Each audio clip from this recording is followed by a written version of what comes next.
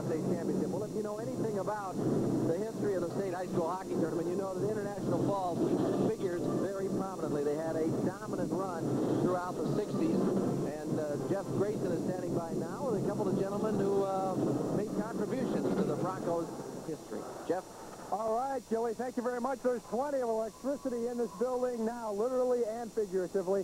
Lots of history, too. I'm joined by Oscar Molly and Lefty Curran. Oscar played on the 1957 state championship team, Lefty in 62. Oscar, we'll start with you, the first International Falls championship team. What is it like for you to be back here to watch your Broncos be a part of this thing today? Well, I have to say this is only my second state high school tournament since 57.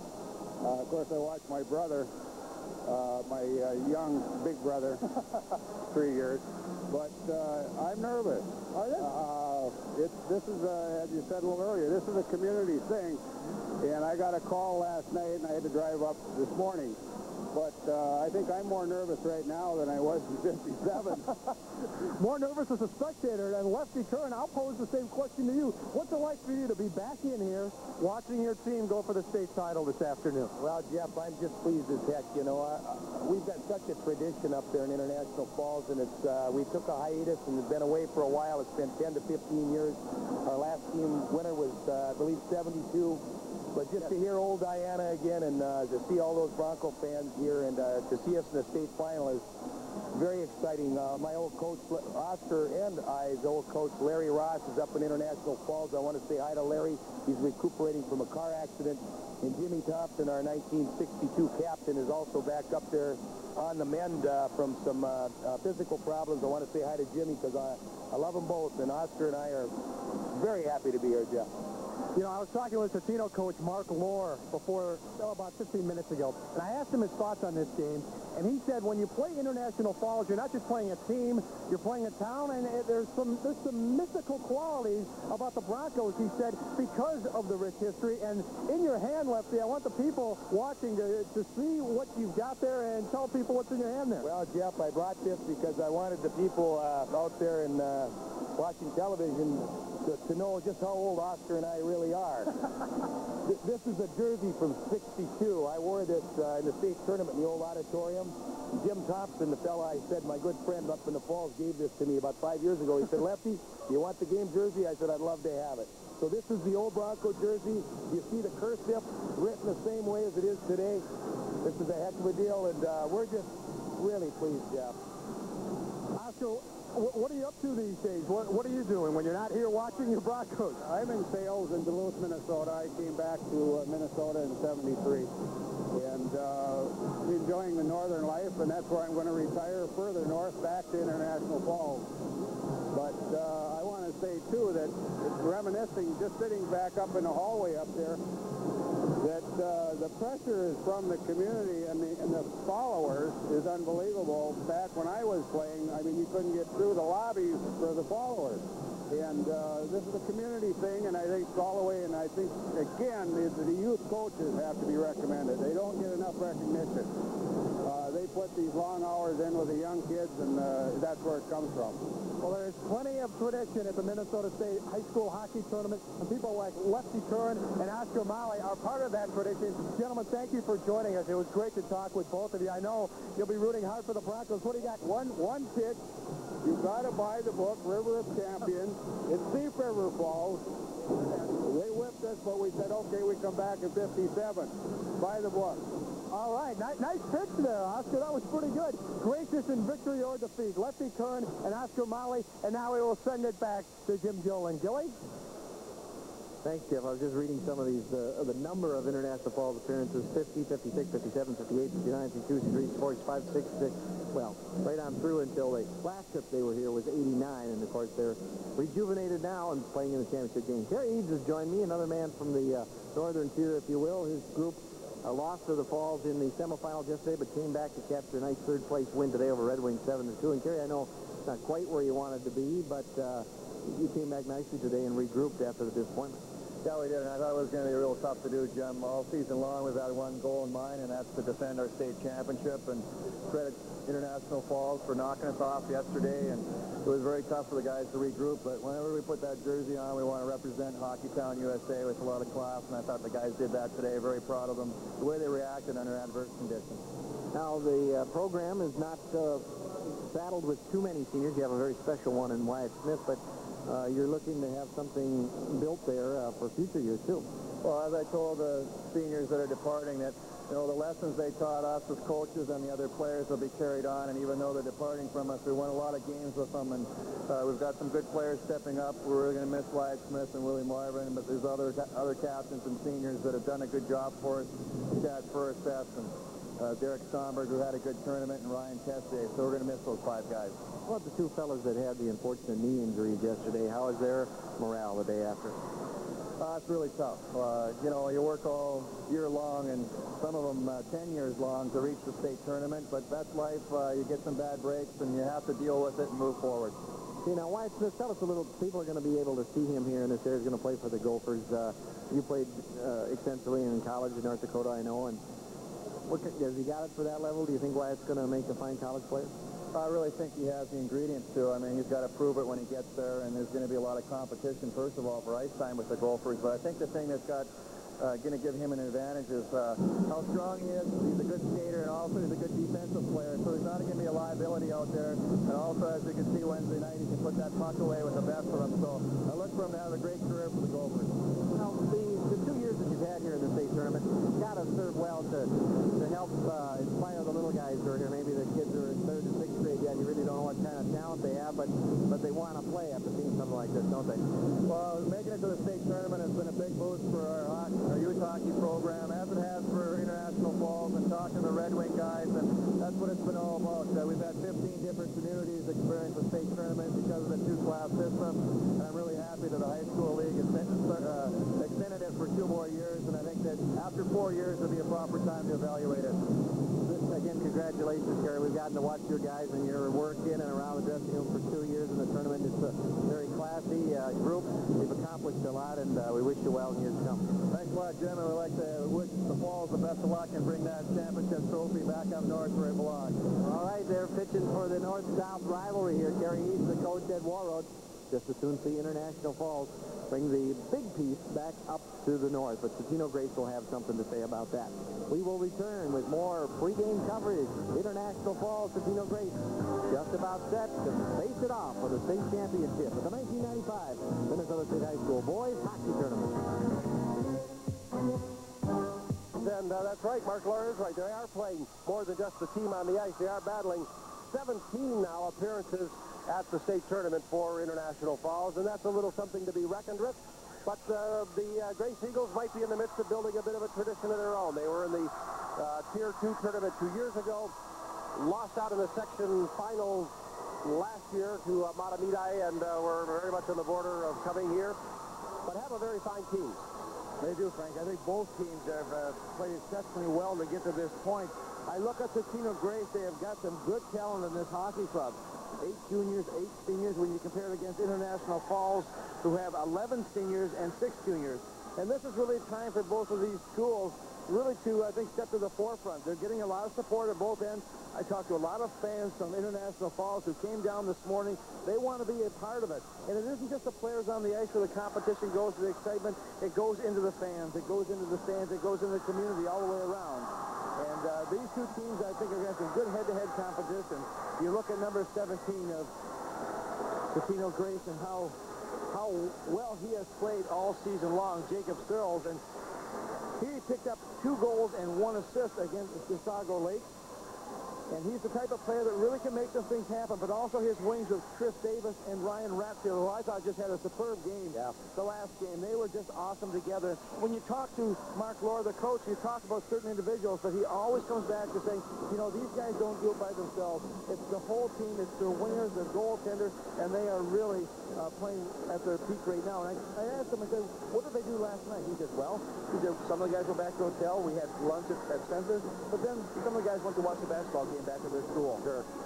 Here is a key man for the Broncos from International Falls, John Austin, who likewise is having just a terrific tournament. He's also picked up 3 goals, including a game winner in the opening round victory to send International Falls on their way when they defeated Detroit Lakes 5-1. And I think a lot like Searles, the combination of Austin, Dugas, and Armstrong, that's those 2 wingers and that center on that top line, they work so very well together. And we saw that, I think, particularly in the game against Warroad, when International Falls was not a real flashy team out there, but boy, were they determined and very stuck to their game plan. They were a very disciplined team. We'll go down to ice level now, and the public address announcer, Bob Reed, will make today's introductions. Good afternoon again, ladies and gentlemen. It's time now for the opening introductions. Starting first with the cheerleaders for both teams. Let's meet first the visiting cheerleaders from Totino Grace. Starting with Kim Deeb, Jessica Fuhrer, Beth Naraki, Andrea Kmet, Laura Beberg, and the mascot Bobby Clint. The Totino Grace cheerleaders and mascot. And now let's meet the home cheerleaders and mascot from International Falls. Please greet Hillary Lukacek, Mary Fredrickson, Brandy Griffith, Nissa Peterson, Lynette Dion, Shauna Wagner, and Reagan Austin, the International Falls cheerleaders and mascot. Now it's time to again meet the entire roster for both of these championship teams. Starting first with the visiting team, a Section 3 champion with a record of 26-1-0, the Totino Grace Eagles.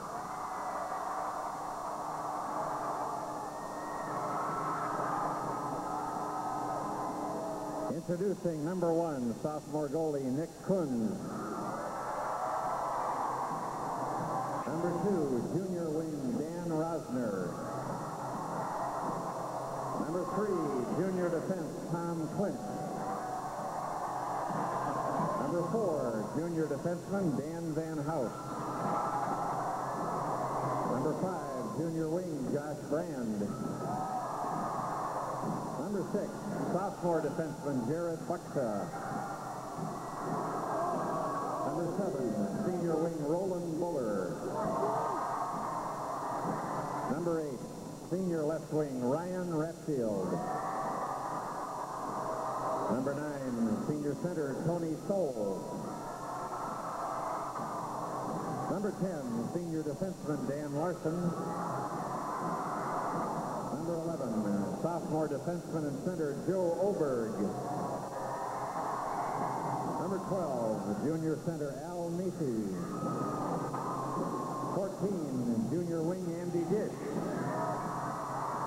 15, junior wing Dave Murphy.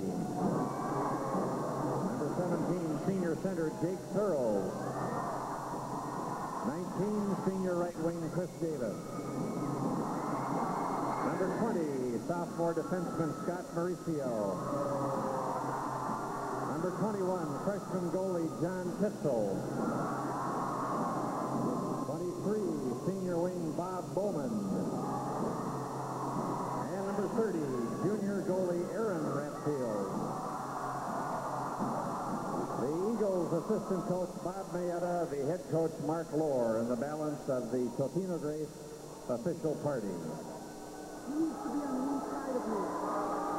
Now it's time to meet the home team, the Section 7 champions, a record of 19-7-1, the International Falls Broncos. Starting with number 1, senior goalie Chet Karsnia. Number 2, senior defenseman Eric Bartlett. Number 3, senior defense Paul Hilfer. Number 5, junior defenseman Andy Shermoen. 7, senior defense Matt Rissanen. 8, junior defenseman Chris Zahn. Number 9, sophomore defenseman Jed Swenson. 10, senior center John Austin. Number 12, senior right wing James Armstrong. 13, junior wing Jim Peterson. Number 14, sophomore wing Sean Sorodiak. 15, junior wing Tom Jensen.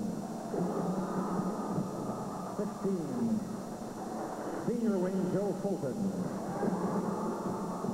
Number 18, junior wing Sean Mitchell. Number 19, senior left wing Mark Dugas. 20, senior center Barrett Olson. 22, junior center Bjorgi Lundqvist.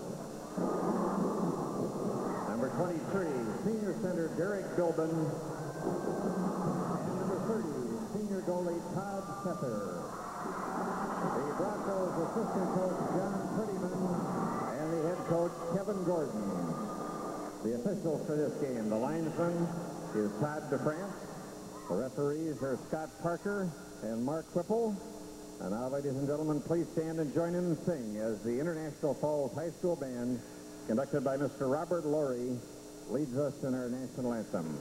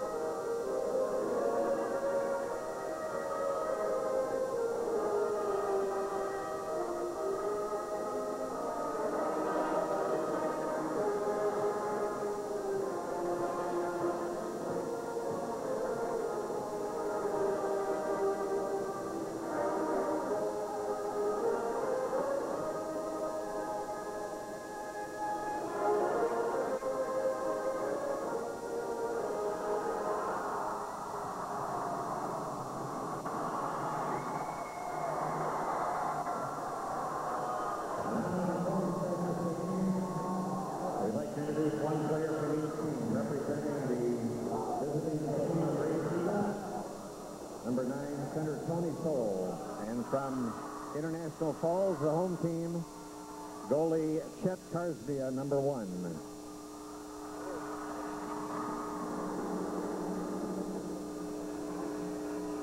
Yes, sir. Yes, sir.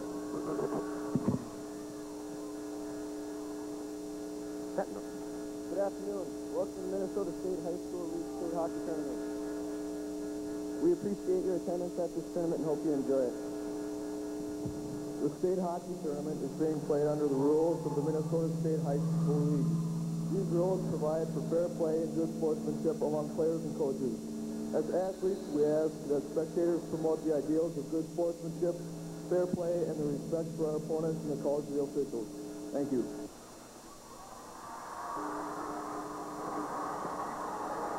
And now, with all of the introductions and greetings, we are ready to get underway. As you look at the huddle there of the Eagles from Totino Grace, who now as a school have a record of 2 wins and 2 losses in tournament games, both of their wins this year. And they will be the home team in this hockey game this afternoon, the championship game. Aaron Ratfield is going to be the goaltender in this game at 6'3", 185 pounds. And he's really been one of the keys to their season. And when you get into the playoffs, you have to have the goaltending. And you look at him as he skates around the rest of the players right now. What he wants to do is just stay away, let them get into their little thought pattern, and he'll be ready when the game starts. And at the other end will be Todd Sether, who had just a sterling game in a victory over War Road. So Frank, this is what it's all about right now. You look at the goaltenders and how important they are, as we talked about, and Todd Steffen certainly has come up big for the Broncos, but he also has got some help out there as well. Good, strong defensive play. Matt Rissanen, for example, has only been on the ice against 5 goals this year in the whole season. That's something the coach pointed out to me. All right, so face-off at center ice, and we are underway in this Class A championship game. On the near side, Mark Dugas got it as far as the Grace line, and it slipped right back in deep. And just 14, and the clock's still moving. Well, they get 15 seconds in, then finally stop. We have an icing call. I think there will be a few butterflies with the players, but the coaches feel these kids are a little more relaxed than they were initially. Now they've had a chance to play in front of big crowds in a big building like this, with the coverage they get media-wise, and they kind of have subdued a little bit to the point that now we got to be focused on what's happening on the ice, and that's the #1 issue here when you get to this point. And very quickly, Aaron Ratfield covers up on the puck. There you're looking at John Austin again, and I shortchanged him not only a little bit, but quite a bit. He has not just 3 goals. He has 4 goals in the tournament, and he has both game winners for the Broncos. Nothing to score. A little bit of a late start here if you're just joining us because of a power failure across a fairly large portion of the metro area, but we got the Civic Center back online here, and in very short order, too. It was quite interesting to be here when the lights did dip to black. The kids loved it. They said there was a goal scored during that span of play, but you couldn't tell because the goaltender shot it back out of the net. So. We may never know, right? Kids are having just a great time. And so for those of you parents who might be watching, no, there was absolutely no panic here at all. Shot goes into the corner. We've yet to have one legitimately come in on goal. And the puck underneath the body of Lundqvist, who will peel himself up off the wall. Well, International Falls will be the home team, Frank. Okay. They had it in the book as being the opposite way. And then when I asked, I got the word was, well, no, it's on the scoreboard it's that way, but actually it's the other way. So the home team, regardless of the scoreboard, the home team will be International Falls, which is an advantage that gives them an opportunity to have that last line change. And that's something that Mark Lohr is a little bit concerned about. I would imagine both coaches are, because with a key line for these 2 teams, they're both going to rely on their #1 line, the Searles line for Grace, the Austin line for International Falls. Both coaches are going to want to make sure they got the right combinations out against them. And Mark Lohr says if it's #1 against #1, that'll be just fine with him.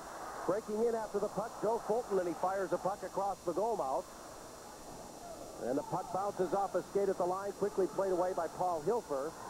And now controlled by Derek Bilt, by the Broncos who bring it in. Bilbin does have control and got behind the net. At center ice, Rissanen flips it in. And play kept alive by Jim Peterson. Peterson grabs the puck once more. Back to the line, they throw it in deep. Weak puck in the corner to Tony Soule. He takes a bump on the rail, and then the puck delivered to center ice by Buller all the way down. And Rissanen, first man to get it. He's tied up on the play by Andy Dish. Right out in front for Dish. He had one of the goals against Red Wings. And it's back into the corner for Grace. Pass is deflected. Finally punched back out at center ice. It'll be picked up by Dan Van House. And he goes cross-rink to Buller. And they relay it back again to Van House. He lost control of the puck. And Thole is on the right wing boards to slip it in. But John Austin gains control. Now out to center ice. Dugas brings it in. He's got a man in the slot. A perfect feed. A deep. The shot goes all the way through. By the time Armstrong shot, he was in at far too shallow of an angle. And all he could do was actually roll it in the wrong direction. It was going away from the goal line as he shot. But that's the only shot he had. He made a nice play there, but he knew full well also that he was beyond the point where he could put the puck in the net. I think he was looking for a deflection or perhaps one of his teammates coming in there to get to that loose puck. But a great effort on the part of the Broncos. Along the near side, it's Dugas again who gets it out at center ice. Puck bounces down to the Totino Grace line. No score here in the first period. This is Tom Clint to bring it in. He shoots it deep. Now Andy Simone behind the net. Simone, just an outstanding football player, starts moving it ahead. And they fired it down for an icing call. So we're early in the game, but we'll take a break. We'll be right back with the 95 Minnesota State High School Hockey Tournament. You watch the play right here. You want to have control. All of a sudden, the puck comes into the offensive zone. You can see Armstrong picking it up. Look how he goes to the side, but all of a sudden, there's no room. You see his stick was over the goal line when he had to shoot the puck across. He was looking for Dugas or Austin to come in there to get to it, but they were not able to. It's good defensive play by the Eagles, thwarted their effort to get to that loose puck. Out of a scramble, the puck comes free, and it's pushed deep into the Bronco end. Tom Jensen on the right wing wall. Got a piece of it, but not enough. And then Joe Fulton is back to help out. Fulton darting in. His shot is deflected. And Dan Larson was right there. A nice block. Off the backboards they come. The shot on Ratfield. He makes the save. The puck is loose. Brett Olson had the first shot there, and the second one deflects off a body to the near boards. Picked up again by Grace. And the Eagles try to break the center. Larson's pass really didn't have one. All of his teammates were covered.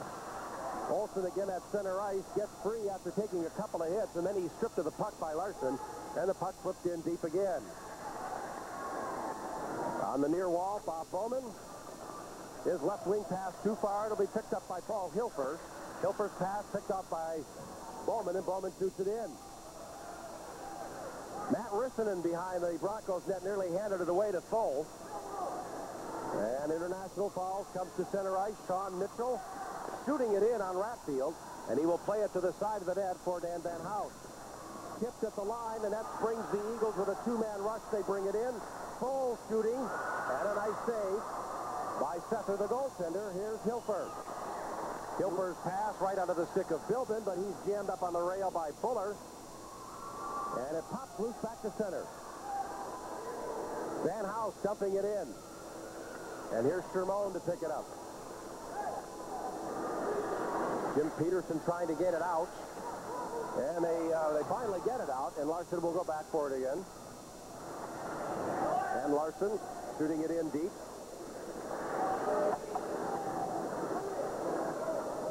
And Broncos right up the middle. Sure, I'm not sure where he was intending to go with that one, but he got it out of his zone anyway. But it is an icing call. There's a break in the action. We'll be right back with the 95 Minnesota State High School Hockey Tournament. You could win a $3,000 vacation package in the First Bank Tournament Sweepstakes. Just stop in at any First Bank location and ask about First Bank home equity loan and enter the First Bank Tournament Sweepstakes. Grand prize winners will be announced during the halftime of the Boys AA Basketball Championship live on KMSP TV, UPN 9. So register to win.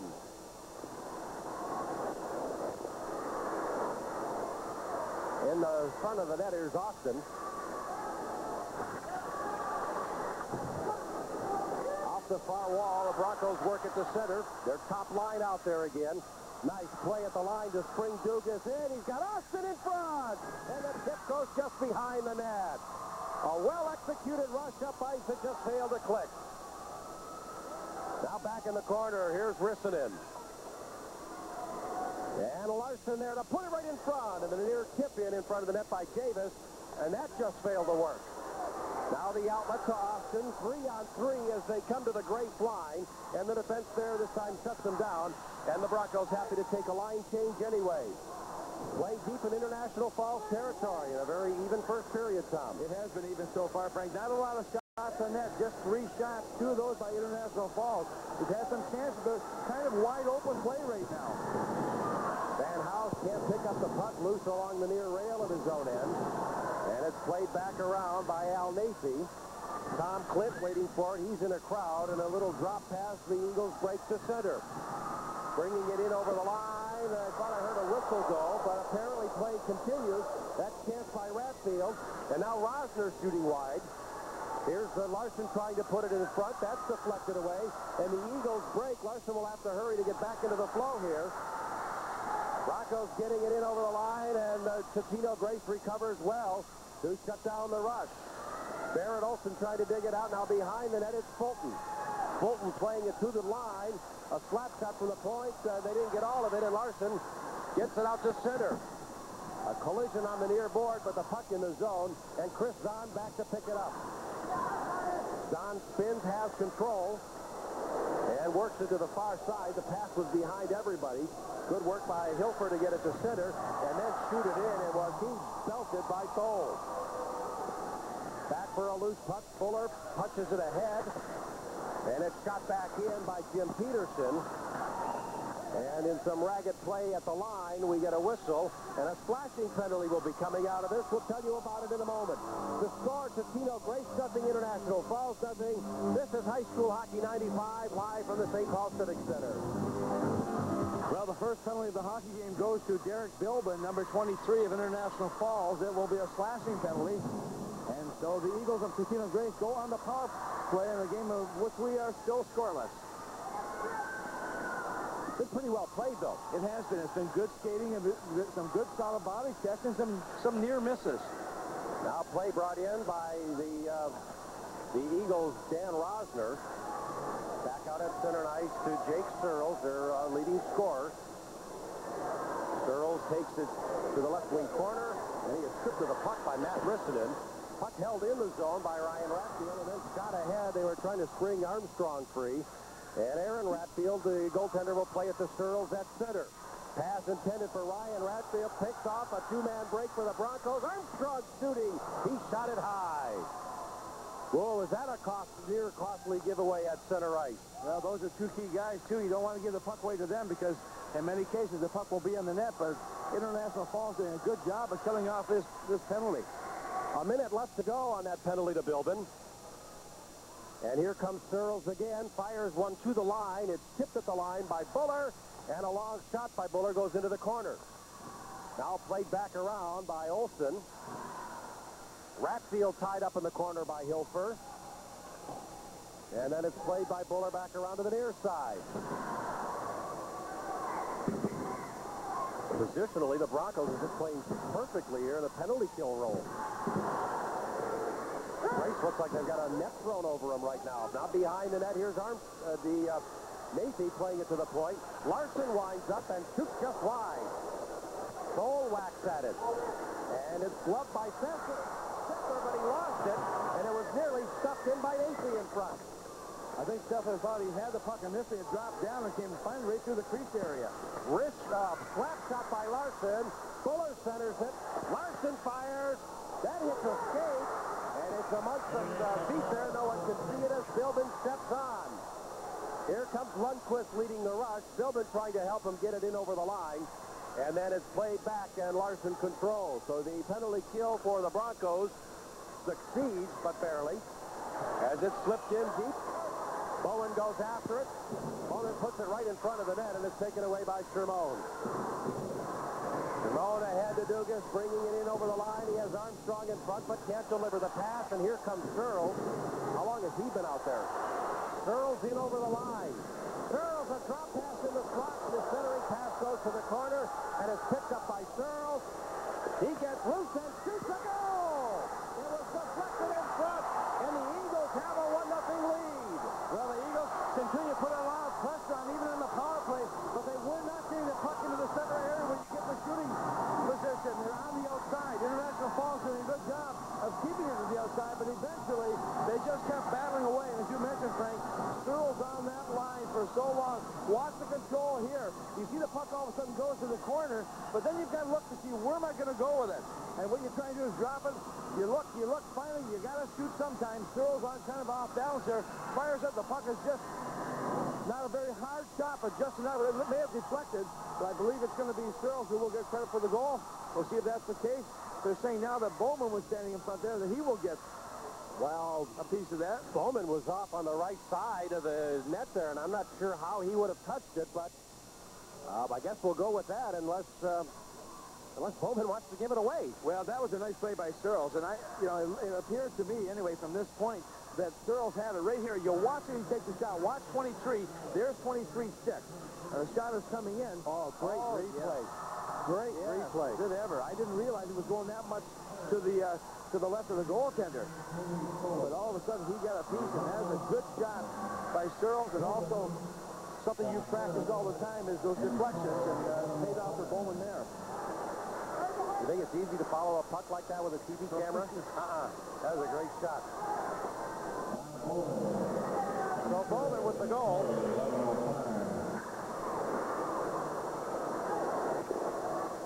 And a 1-0 lead for Totino Grace.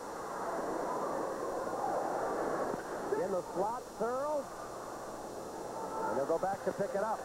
So what Grace really did was use that momentum they built up with the power play to score this even strength goal. They put it in front. We'll see how the Broncos respond. Bringing it in, a two-man rush. They tried to get it to Austin. There was excellent coverage there and a big hit by Van House. And now the Eagles bring it to center. And from center ice, it's shot in. The fact that Grace is here in the tournament shouldn't really be too much of a surprise to a lot of folks. They've been high-ranked all year, and they scrambled for a goal there, but it was taken away. I think they've been in the top 10 most of the year, and I should say all year, and in the top 5 most of the year. What they really have going for them, Frank, is the fact they've got 3 good lines, scoring lines. Most teams will have 2. They have 3. And they're not afraid to use those 3 lines. And when you've got them, you might as well use them, and they'll get some production for you. With the score, Totino Grace 1, International Falls 0. This is High School Hockey 95, live from the St. Paul Civic Center. To give Totino Grace a 1-0 lead. Here's a centering pass that goes off the skate of Chris Don, and it went behind the net. And it's out at center ice. Loose puck at the line. It comes free. Jim Peterson had it. He played it ahead to Lundqvist. Lundqvist back behind the net. And in the crease, where Aaron Ratfield covers up, and it gets a little testy right now. Well, it was Dan Larson coming back in there. As a defenseman, you've got to clear the people out of that area. And that's exactly what he was trying to do. Some big bodies being thrown around there. Jim Peterson coming in there. He was looking for a loose puck. Billman was in there looking for a loose puck, a lot of guys. But you'll watch right here, all of a sudden, you'll see the goaltender, Ratfield, the puck is there. And there come the bodies in there as well. Defensemen are told by the coaches, if there may be a rebound there, always make certain that you clear those people out of there in case there is a loose puck there. And that's what you have to do. And at this age, it's tough to teach sometimes.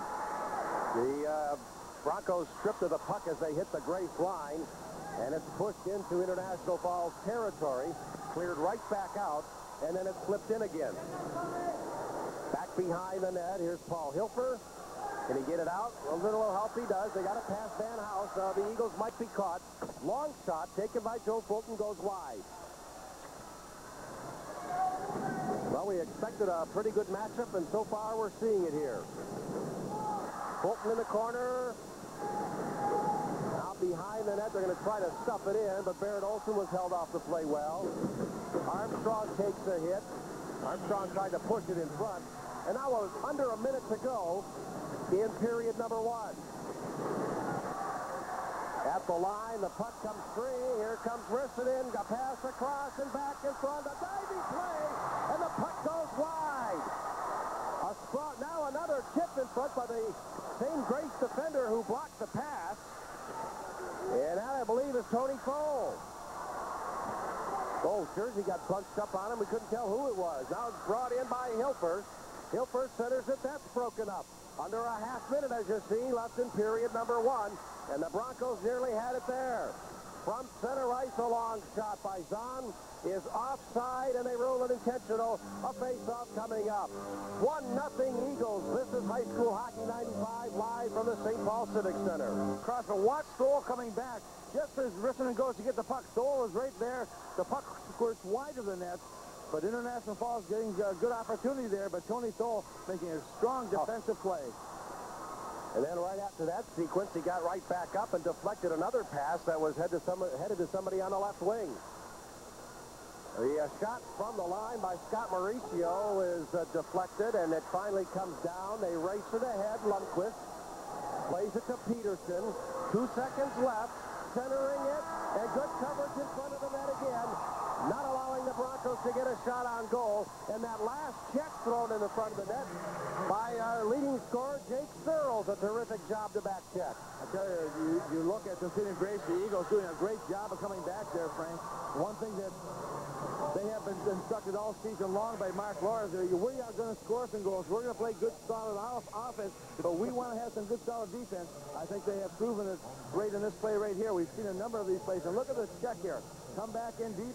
You've got to help out. Phil's coming back in there. He's their number one offensive guy. He's also their defensive guy. They play an excellent two-way game. They're scored probably over 200 goals. They're very close to 200 goals this year, and outscoring their opposition on average, I stress the average part here, by 5.5 goals a game. Not a week, not a month, but a game. Yeah, they are explosive. There's no question about it. And they just felt in the last couple of years that they were more defensive, and they wanted to change that. They wanted to try and get some goals here, and so they certainly have gone that route. They haven't forgotten about the defense. The goaltenders want to see a little more defensive back there, but a good solid period on both sides. All right, on our DuPont, I beg your pardon, scoreboard. It's Totino Grace 1 and International Falls nothing. Let's turn the intermission over to Jeff Grayson. All right, thanks a lot, Frank and Tom. I'm with Kevin Jordan, the coach of International Falls. Coach, your thoughts after one period? Well, Totino came out, they were ready to play. A couple of things that we got to start doing is we got to start moving our feet, start moving the puck, and communicating out there. We just seem a little bit sluggish. We just got to pick up the pace, force the tempo a little bit. How much do you think yesterday's great game took out of you guys? Do you think that, like hurt your legs at all, or what do you think? I think from an emotional standpoint, a game like that is tough on you, but I think we got enough left in us today. We just got to get it going. You're going to tell your guys right now just to move the feet more, like you're saying? Yeah, we got to get going. We got to get some jump in our legs. All right, thanks for joining us, Coach. That's International Falls coach Kevin Gordon. His team down 1-0 after one period. Championship Saturday will roll on with a Minnesota 9 News update when we come back. In the books, if you missed it, we had a little bit of a delay here today. We had a power outage at the Civic Center. It was corrected, but we did have a 45-minute delay. That's why we're only after one. Let's go back upstairs now for a review of the first period via the magic of videotape. Frank and Tom. Jim, thanks very much. Only a total of 6 shots on goal in that period. It was a good period of hockey, and we've seen a couple of dogs here over the weekend, a couple of dog periods, but this was good hockey here for a 6-shot period. It was, Frank. I'm surprised there were not more shots on the target. A number of shots off the target, the puck going through the crease and so on. And when you say 6 shots, I had to look myself to see, is that really true? Right? Yeah. Is it 3 and 3? But that's where we were. But it was a pretty good, I think, entertaining period. The Grace Eagles had just come off a power play by a couple of minutes, had some momentum, and were able to get the period's only goal. You watch Jake Searles, as he has the puck right here, all of a sudden the puck comes back to the point. He comes around the other side, picks it up again. He just keeps on going. But the key here is where Bob Bowman goes. He'll come right in the front of the net here, and you'll see where he is. Now watch his stick. He's following it, and boy, that takes some practice to do that, but he gets a piece of it, changes direction, goes right in behind the netminder, and Todd Suther could not handle it. It's into the net, and that was a big goal for them. The other part of that, when you look at the call on the goal, you've got Bob Bowman, he's on one line, on number 2 line. You've got Searles, he's on the number 1 line, and you've got Thole getting the other assist, he's on the number 3 line. So you instead of going this way, you're going this way when you look at it. But nonetheless, it's a goal that counts, and that's where they are right now, 1-0. You giving blessings today? That's exactly what I was doing. We should go this way, but we're going up and down now. Let's go back to Jim Gilliland. I don't know which way we're going, but we'll be taking a break and coming back. That's the Northland Ford dealer report for this period break. Grace leads at 1-0. We'll return with more for the 1995 Minnesota State High School Boys Hockey Tournament. LHTV3, the Northland's news channel. GMC Viking Land dealers survived the outage and gives you a look at the Civic Center here in St. Paul, where the Eagles and the Broncos are going at it in the Class A championship.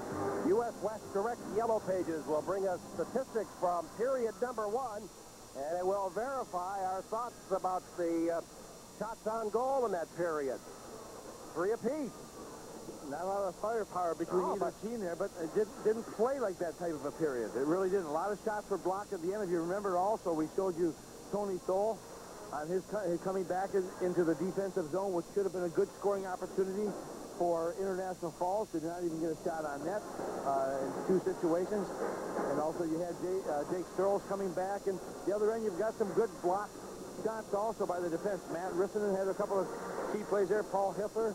And when you get that type of play, when you get the defenseman or the forwards coming back to help out, it really takes away a lot of the workload of for the goaltenders. There's a look at Kevin Gordon, a very highly respected coach who is making his first appearance as a Bronco coach, but has 5 years under his belt in the high school ranks, having coached at St. Michael Albertville for 5 years. Last year, he was an assistant with the Kansas City Blaze of the International Hockey League and a Falls grad. Back in 1977, played 2 years as a Bronco. So it's great to see some of the guys who can put a little something back into the program and help carry on some traditions. Gordon is doing that, and he's a well-regarded coach. I think we're seeing his team play some good system hockey, some very intelligent hockey. There's no question they are a very sound, disciplined hockey team. They're very in tune to playing the defensive role and to playing position. They don't run all over the ice. And that's what he wants them to do. He says, when you do that, he says, what will happen is that the breaks will come your way. If you start running all over the ice, we're going to lose concentration where we're supposed to be. That's just another drumstick he's got in his mouth there. I think. One of those breaks, he's got another one. But at the other end, you also have Mark Lohr, who sporting a little bit of a bouquet on his lapel there. 13th year as the head coach of the record, coming into the tournament of 157 wins. Now he has 159, 135 losses, and 15 ties. But around 13 years as head coach, he's done a lot of University of Minnesota graduates back in 79.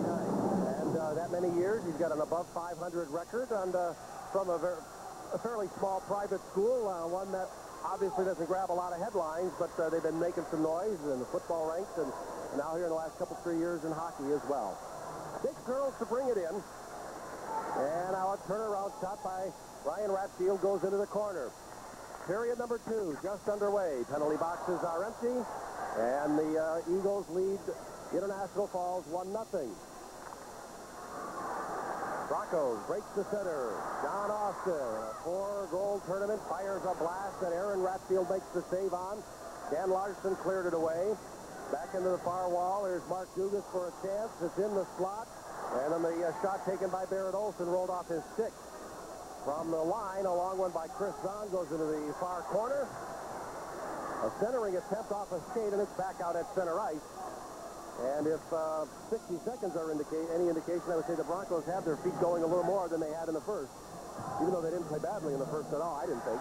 No, they certainly did not play badly at all. The one thing is you watch teams. Some teams have stronger first periods than second periods. It goes back and forth, and obviously that was a period they were a little bit slower according to their coach and who thought they'd be. Here comes Jensen, and a good defensive play to force him outside in a hurry. The defenseman there, Van House. And back behind the Grace net, Al Nathy. Nathy, number 12. For the game-winning goal for the Eagles in the section finals to get here. Here comes Nathy. Grace beats Simley 5-2 in the section finals. Off the center ice. Nice pass to the line for Bilbin. Bilbin forced to the near wall. And it goes loose again.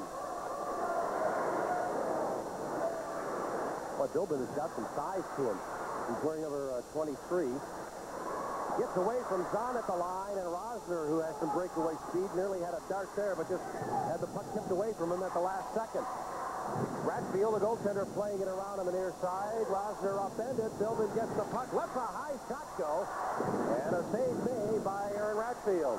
Puck bounces right to Ratfield at center, and he fires a shot off a skate wide. Taken into the corner.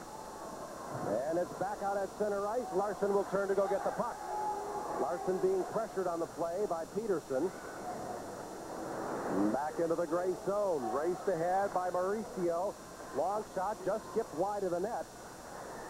And in the far corner to Rissanen. Blocked at the line. They work it in deep. And once again to Clint. Now to Mauricio. Nice save by Sether. Challenged the shooter, cut down the angle, and then kicked the puck away, but it's taken away by Dish, who centers it. And he tried to get the puck to Buller, it just wouldn't work. Back into the Eagle zone.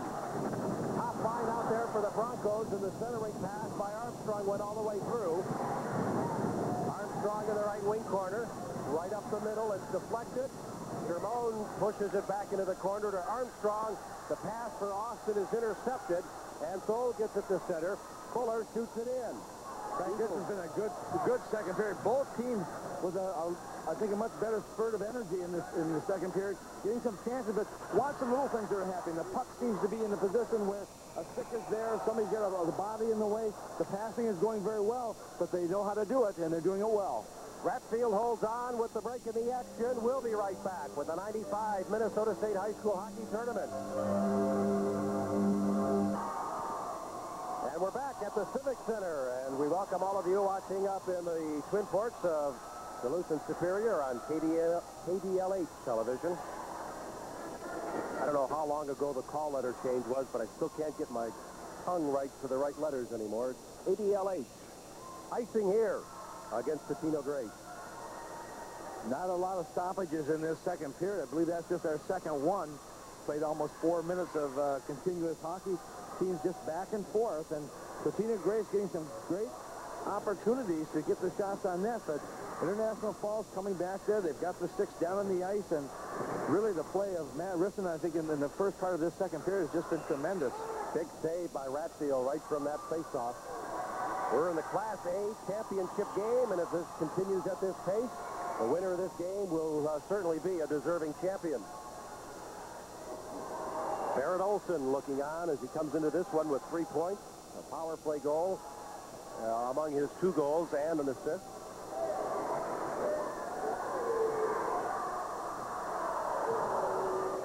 Now from the draw, Searle's got a piece of it, and the Eagles maintain control. Left side pass for Ryan Ratfield too far. Ratfield nearly took the puck away from Zahn. Here's Ratfield in the corner. And it'll be picked up by Shermone, but an interference penalty coming up on the Broncos. I think Searles was taken out of the play a little too vigorously and certainly off the puck. And so for the second time in the game, Totino Grace will have a power play. There's a break in the action. We'll be right back with the 95 Minnesota State High School Hockey Tournament. Now watch number 12 on your screen right here. There's where he's going to be called for interference because Searles had not gotten to the puck yet. And so he just wraps his stick around, and that's a natural reaction. When you're back deep in your own zone like that, the puck's coming to a player, you're going to move your body to take him out of the play. But the official thought that was a little too aggressive at the wrong time, and so the interference call goes against James Armstrong, and they'll be shorthanded once again. Grace was 0 for on the first power play. Here's Searles. Stops at his line, and he'll set it up. Searles brings it in. Tried to slip in through the D, but the captain, Hilfer, there to knock it away and play it to center. Searles again. Fires it. Well, floats it, actually, and it goes into the corner. Rosner checked there, and he's knocked down. Now played by Van House to Searles at the line. They work it over to Ratfield. Right in front for Rosner. Deflected, and it comes all the way through. May not have been Rosner. That might have been Van House, the defenseman, pinching in from the point. Or are they just going with one guy back in the point? I think they are. Searles, the lone guy back at the blue line. And that allowed Van House to come in. Here's Searles trying to bring it in. It squirts over to the side. Van House shoots right on, and a big save by Sether.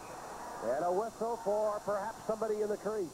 Well, everyone was going for the crease, looking for something there, and I believe it was Buller who was going to be called for being in the crease, and so that will bring the face-off outside. But the Eagles are doing a good job of moving the puck around on the power play situation. You watch right here. Here's House coming in. Watch him, Van House, I should say. Look at him take that shot. But the key in that play was the fact that Todd Sether was able to see it all the way and finally got some help defensively to clear the puck in that slot area. Now we're seeing more and more, both in college and here, teams going to a power play where we'll have one guy back at the point. Yeah, it's okay if your pass is right to it. Right, if you're back there by yourself, though, you don't see that in the pros, obviously, because if you make a mistake, usually it's in the net. They can't afford those mistakes. But when you get to this level, you've got some guys who've got some speed. There's no question that you can move those guys into to be a little more of an offensive threat towards the net. Exactly a half minute on the Totino Grace power play.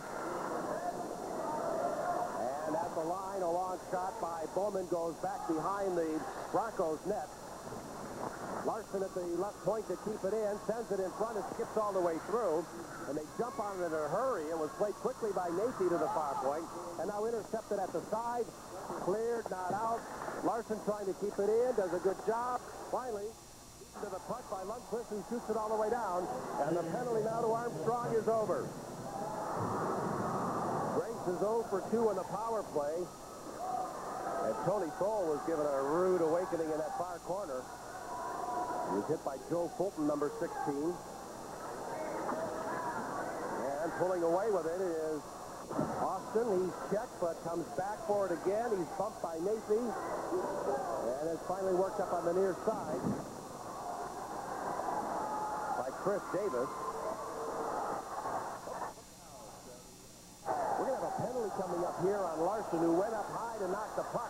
And he hit Austin. Here's a backhand try. What a save by Ratfield. Back at the line, a delayed penalty coming up on Grace. The puck goes into the corner. And as it's touched there by Buller, the penalty on Larson, I think, will be coming up.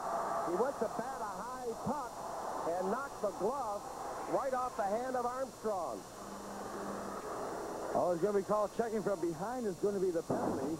Well, so much what I know. I believe that's what it is, and it's going to be going against number 10, Dan Larson, so it was away from that play where the penalty was being called. You watch right here also, you saw Chris Davis, or excuse me, Mark Dugas, who was standing right in front of the net area. They had some good chances there in the part of the Broncos, but they could not put it away. Nice backhand pass coming in. Also Aaron Ratfield coming up with some big saves in that flurry of shots. 8 shots now by International Falls, 7 by Totino Grace. And a game in which Grace now is short-handed. An illegal check officially there. 7 minutes, the time. And the puck goes deep. And here come the Broncos. Could really use a lift here. Offensively, Austin winds, gets away from a check and centers it, and the puck comes all the way through. Here's a shot by Armstrong that's knocked down again. From the blue line, a shot comes in, and Ratfield, the puck is loose, but the Broncos can't jam it in. They had both Dugas in front and Austin, and neither one could get enough of it to slide it past Ratfield, who was sprawling. A pass broken up in the International Falls end. Here's Armstrong getting it in over the line. Gets away from Ben House and lets it go. What a save. Rebound to go. Olsen to tip it in. We're tied at 1. Oh, when you're in the power play, you want to make the most of it. It was Larson who was in the box. And as a result, the power play effort by International Falls has paid off. Darren Olsen is going to be the guy who gets credit for the goal. But what a sound team effort it was to get the puck to that point. Armstrong also being in on top of the play. And look at the congratulations going to the senior at 5'9", 165 pounds. Here's how the play will start. Here comes the initial shot. Armstrong, good hard shot. And nice save also by the goaltender, Aaron Ratfield. But he couldn't hang on to it. And as soon as that shot is taken, you move to the net. You're trying to look for the rebound if there's going to be one there, and there was one to be had at this point. And there's no question that Barrett Olsen doing his best to get there as well. He's standing there, and you look at the players standing there as well. You've got to come back in, and you've got to take players out. There may be a rebound, and Olsen was in the right place at the right time to tie it up at 1.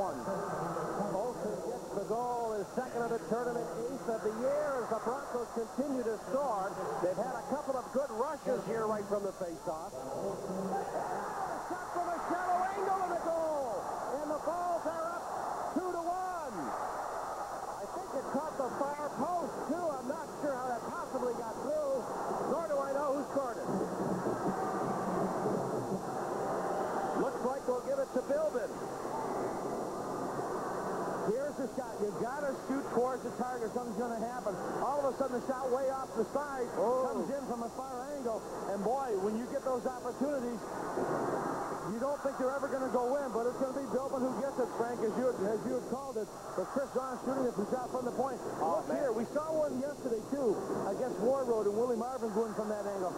And you don't know how they do it, but every once in a while, it seems that the puck has eyes. It goes in, and very quickly, International Falls has taken the lead in this game. The time of that goal, 8:26. And with the stoppage, Andy Skugman is at ice level. All right, thank you very much. I'm with John Bart from the High School League. And, John, another good game we got here going right now. And we've got several good ones. What do you think of the tournament thus far? Excellent. I just came from Mariucci, and we had 2 excellent consolation games over there with excellent crowds. Hutchinson snuck past Blake, overtime, double overtime. So it's really been an excellent tournament. Just excellent. You were talking about attendance up from the years past. Talk a little bit about that. Yes, we're way up. We're going to be way up. I don't know what we had over at Mariucci today, but we're going to be way up. John, this is the second year of the Class A and the Class AA. There's a lot of controversy surrounding this. What do you think of this? Is it here to stay? I think so. The board just approved for another 2-year period, so I think it's here to stay. Hey, John Buggs, keep up the good work. Thank you. All right, let's go back upstairs. Hoofstar getting a little feisty out there. Yeah, it is right now. Isn't it amazing how goals will pick up the tempo of the game as well? Although the game is going very well, all of a sudden International Falls getting that first goal gave them some additional life. And the momentum shift goes back and forth. And now we're going to have a penalty being called on each side. And then will be number 4, Totino Grace, Dan Van Hoos, who will get the penalty. And coming from the other side will be Jed Swenson, who will pick up a penalty as well. We'll recap the scoring on those 2 goals 30 seconds apart when we get a chance. Here's Bob Bowman chased into the far corner of the Bronco end. International Falls, 2 goals 30 seconds apart, and they have taken the lead away from Grace. It's now a 2-1 game. That's center ice. Here's Armstrong. Make that Mark Dugas. Dugas had a couple of assists in yesterday's game. Outlet pass. Nacy to center. And a little pressure being applied by Nacy. And finally, Paul Hilfer. Tempo seems to come down now a little bit as we're at 4-on-4 hockey with those minor penalties. Frank, you have any idea who's in or what?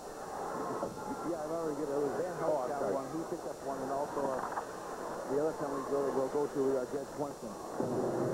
At the line, a shot comes in on Ratfield. He has to make the save on Rissanen's shot. And back out at center. And here come the Broncos. Austin.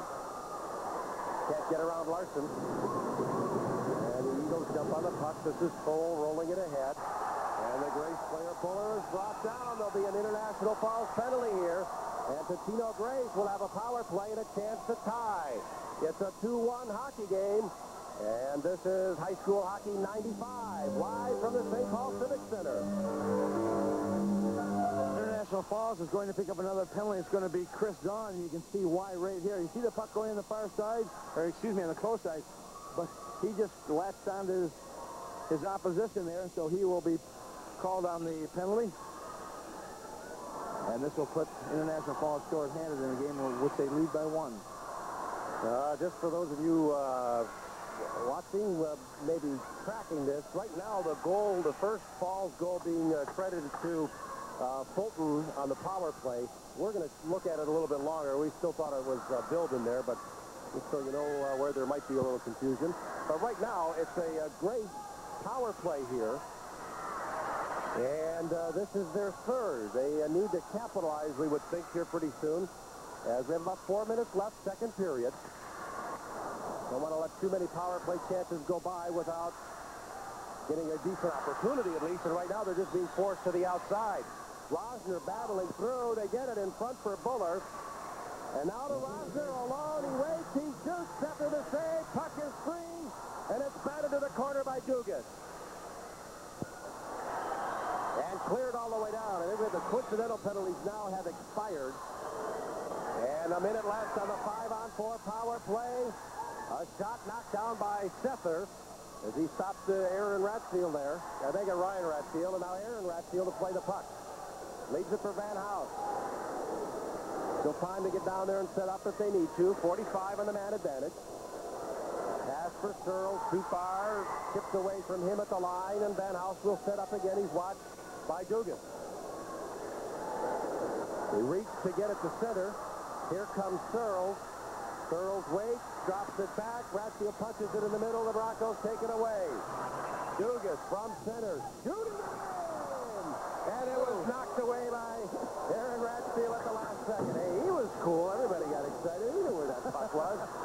Lead pass is too far for Buller, and an icing call against the Eagles, who have the power play, but are a little derailed right now.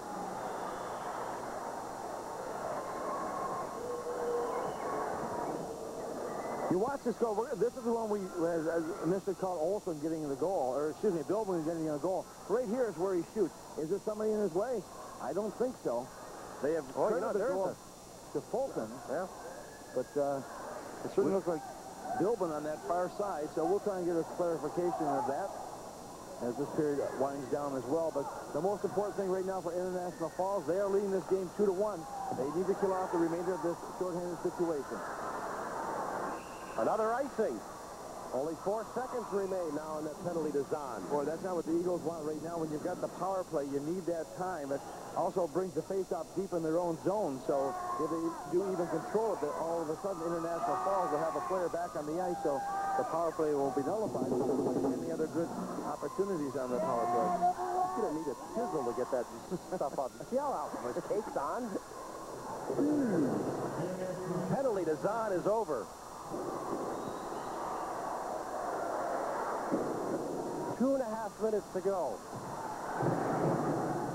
Puck back behind the net. That's 2.5 in the second period.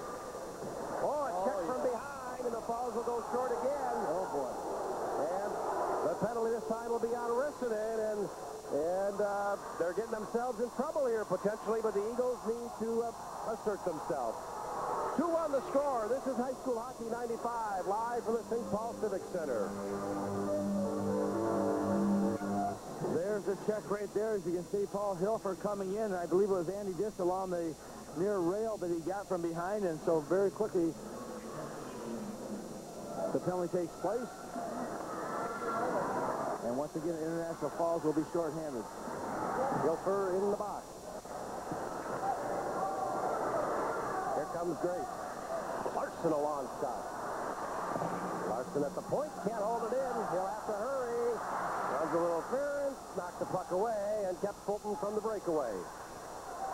Boy, just stepped in front of him. And now he and Fulton go after it again, and he locked Fulton's stick and dropped him. No interference there either time, Tom? There's a little bit of interference, but it's also going both ways. They'll let a little bit go. Okay. Generally, if two guys are going to the puck and they're about the same distance from the puck, they'll let a little lock-up like that happen. Generally. Well, you got some big guys also out there, which with Larson, he's got some size at 6'4", 220 pounds. You get those little guys scurrying around you, it's tough sometimes to get a piece of them. And so you've got to use your body to your advantage. We had a look at Van House. He's among the bigger ones on the Grace roster at 6'1" and 170. He has the puck now. Flip it to the line. It's batted away. Played by Rosner to the line. Broken up. Rosner in the left wing circle. At the line. A shot by Searles. That puck was whacked at once. It was loose for a second and then frozen. Still 2-1 score. This is High School Hockey 95. Live from the St. Paul Civic Center. We'll do it again. Well, the Eagles have had the advantage in the power play area in today's hockey game. I believe this is their 4th power play. And the International Falls have got to stay out of that box because the Eagles have got some potent individuals out there, 3 good solid lines, and some key players in the power play that can put the puck in the net. Eventually, it's going to catch up with you. Yeah, but right now they haven't shown it. 5-on-4. They've been a stronger 5-on-5 team than they have 5-on-4. Searles taken out there. Taken out hard on the play by Armstrong. And it goes back into Grace territory. Ryan Ratfield to pick it up. Starts the rush. Half minute on a man advantage. Exactly a minute in the period. Here comes Ratfield. Shooting and a sizzling glove catch by Sather. Nice glove catch, too, on that left one with Ratfield coming in from that right wing position, or left wing position. And you notice he plays the off wing. Gives him a little bit of shooting angle. That's what he wants. And so he comes in, and all of a sudden he spots an opening on the far side. He's going for it. And he uses the defenseman as a little bit of a screen here. And boy, what a quick save it was. It shows the reflexes of the goaltender. Broncos are able to shoot it all the way down, and the way out to play it is Aaron Ratfield, and it's back now to Searles. He's stripped of the puck. He shoots it to Ryan Ratfield at center. Brought in now by Rosner to Ratfield, who shoots. He shot it wide. And Van House played it in deep. 30 seconds in the period, and a centering pass is deflected into the corner. Hilfer's penalty is over, and the Broncos intercept in front of their own net. They play it to Hilfer at center, and the play is called because a player coming out of the penalty box cannot take a pass at center ice from a teammate still in the defending zone. He must go back into his own zone and at least touch up on the blue line. Then he's eligible to take that pass. John Austin with some great speed out here in this hockey game. But the one thing, frankly, you've watched here today also when Totino Grace moving the puck in that offensive zone, every time they seem to try and make that pass across ice to get in a better shooting position, somebody's got their stick down in front of that puck. Austin did this a few moments ago, and that's all it takes sometimes. From the line, a shot by Mauricio hits traffic. And it's flipped around to the far side. It's tipped away. Here comes Fulton. Fulton trying to play it ahead to Bilbin. Bilbin ridden off the puck beautifully by Larson. Or I think that might have been Mauricio on that rush. Here comes Kroll. He drops it back at the horn. And the period comes to an end. And it was an International Falls period. They had the only 2 goals, including one on a power play, while the Eagles, in 4 power play opportunities, are over. And they trail 2-1 at the end of 30 minutes of play here. Well, a lot more shooting in that period as well, so we saw a lot more action around the goaltenders making some key saves out here. But both these teams know they're in a hockey game right now. After 2 periods of play, as Frank mentioned, International Falls lead by 1. And now it's down to 15 minutes, barring overtime. And this is what the players have come to this tournament for. And when you watch the Eagles coming off and their coach Mark Lohr coming in, he's probably thinking, oh, our power plays, we've got to get those going. But International Falls defensively doing a good job of the penalty killers and taking away a lot of those offensive threats that the Eagles are throwing his way. All right, so the shots on goal, everything pick up in that period. We had only 6 in the first period and a total of 21 in the second. International Falls with a 2-1 lead, as you see, on goals by Fulton and Bilbin officially. The lone Grace goal scored by Bob Bowman back in the first period. And so we go pretty even as we make our way into the third. But certainly the psychological advantage, we sense anyway, would be in favor of the Broncos right now.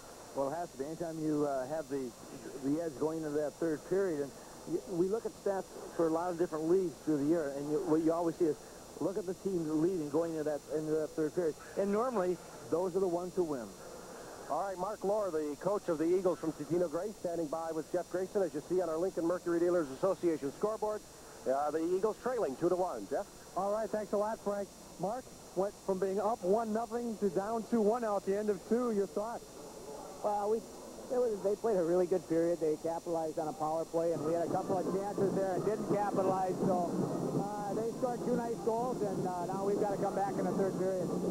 What kinds of things do you tell your guys now? I mean, it's 1 period for the state title. What kinds of things do you tell your guys? Well, I don't think there's a whole lot that has to be said. They know it's the last, the last period of hockey today of the season, and they're just going to go out, I'm sure, and work real hard. So we're going to try to put on a lot of pressure and see if we can't get that equalizer and then go ahead there toward the end. All right, thanks for joining us, Mark. Thank you very much. That is Totino Grace coach Mark Lohr. His team down 2-1 at the end of 2 periods. And our coverage of the state hockey tournament rolls on with a Minnesota 9 News update when we come back.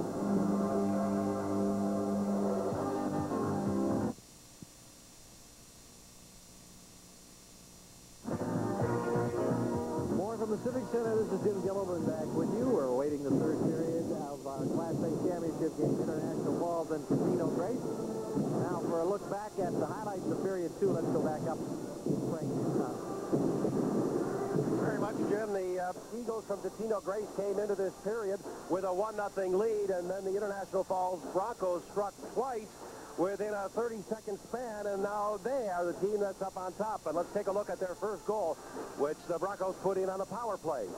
Just good concentration all the way along here, too. You'll watch as Armstrong will come in here. He'll take the shot here right in on the target. The save is made, but all of a sudden it's Joe Fulton who jumps in there. You got players coming in from both sides, and Fulton is there able to put it away, and that was a key goal. He had Barrett Olson there as well, but that brought them back into the thick of things. And so often we see when one goal scored, another goal can be scored. Yeah, this one will be scored from a shallow angle. And this is, I tell you, this is a tough goal for a goaltender to handle as well, because when you give up a goal like this, your concentration is going to such a point that you're thinking, oh boy, how did this ever happen? But that was Derek Bilbin scoring on that goal right there. And coming in from that short side, and that's very tough, because Aaron Ratfield, the goaltender right now, is saying, how did I let that one in? But those things do happen. You think you're along the pipe, and sometimes you've got an opening that's just as big enough for a puck to squeeze through, and that was a situation where it did squeeze through. All right, let's wrap things up by sending things back to Jim Gilliland. Thank you, fellas. The third period is ahead. That's the Northland Totino report for this intermission. Who's going to take home the championship? We'll find out next when we return to the 1995 Minnesota State High School Boys Hockey Tournament. Well, we're getting ready for our third period of action here in the championship game of the Class A tournament, and it has been a very good championship game thus far. U.S. West Direct Yellow Pages will bring us our shots on goal total for 2 periods of play. Dead even in the first. Grace with a 12. Well, now, is that the number you showed, Tom? That's right. All right, I'm backwards again. Yeah, that's right. You look at and you can tell just by the shot how much more action we had in that second period than we had in the first period. All right, and those are the numbers.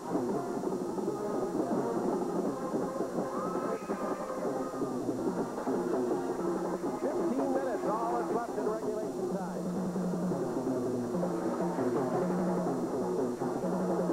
You know what? I knew I was right, Tom. They gave it. I only make one mistake a year, and I knew that wasn't it. So I knew that wasn't it. It's all this home team, visitor team thing. That's the whole thing that's got us all confused. All right. The shots on goal for International Falls in period 2, 12. And for Totino Grace in period 2 is 9. See, I'll let you know when I make that mistake, Tom. That one a year, I'll tell you when it is. Maybe it was coming here today.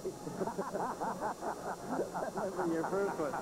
Well, right now, they don't care about the shots on net, the goaltenders. What they're worried about is what that scoreboard says.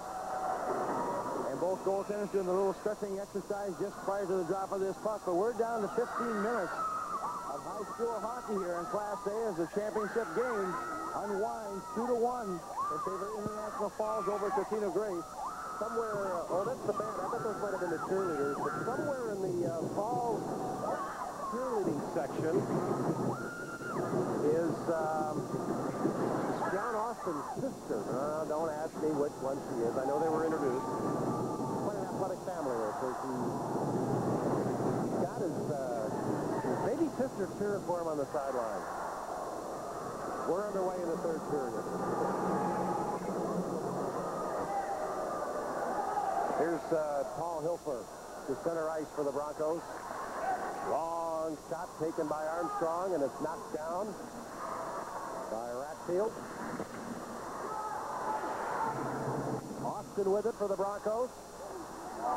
Tried to play it to the line. It's taken away, and a quick lead pass for Ryan. Ratfield fails to click. And now the Eagles regroup in their own end. This is Larson. Larson to center. Totino Grace trailing by a goal.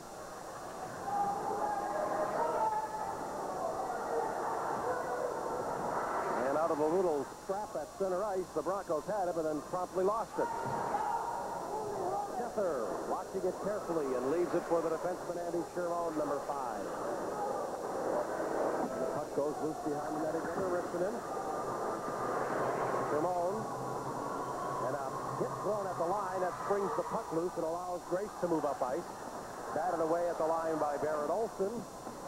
Olson again. And now it's brought in by Tom Clint with a long shot high. Far side, Jensen waiting for it. There's a check thrown there. Touched by Fulton. And as the Broncos gain control, we get a whistle. No signal yet. Well, it looks like maybe a penalty call. It's going to be a tripping call. And this is not the time that you want to trip. Frank, I'm looking at the ice right now in the penalty box area, how wet it looks, which is really going to have an impact on how that puck is going to slide as well.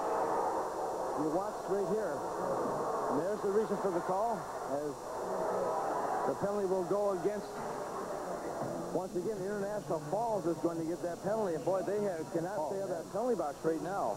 And that's going to be, Jensen picks up the penalty, a tripping call, coming at 1 minute and 25 seconds. Wow, 5 trips to the box here.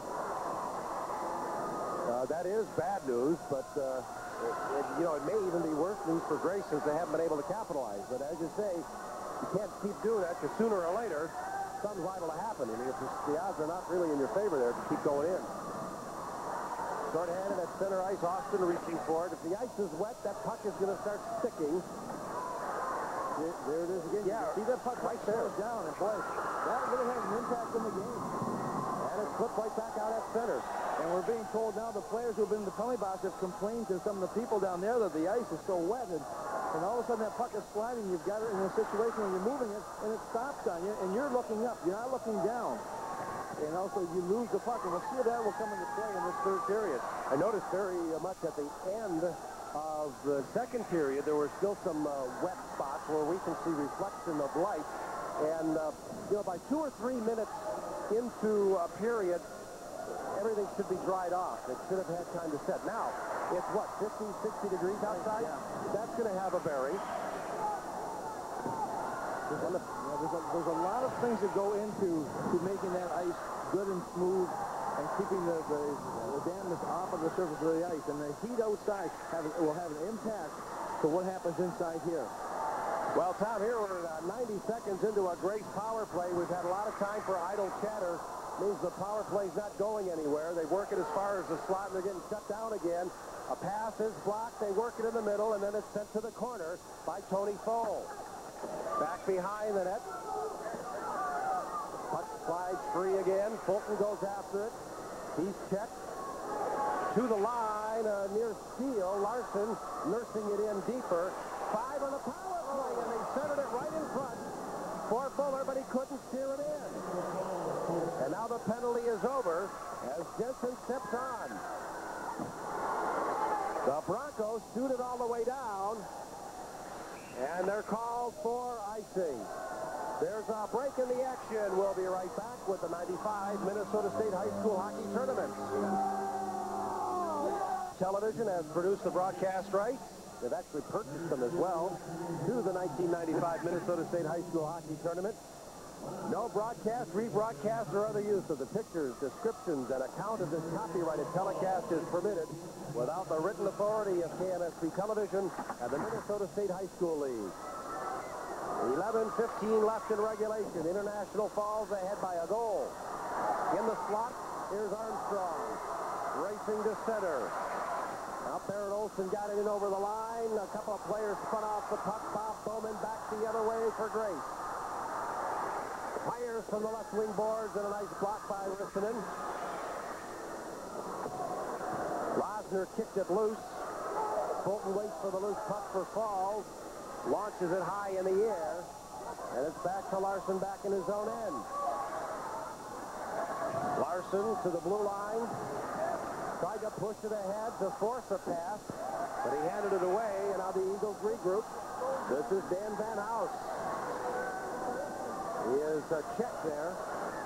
Now an interception at center by Armstrong, bringing it in, centering it, back to the line. Austin trying to move in. He had it deflected away at the last second. Austin behind the net.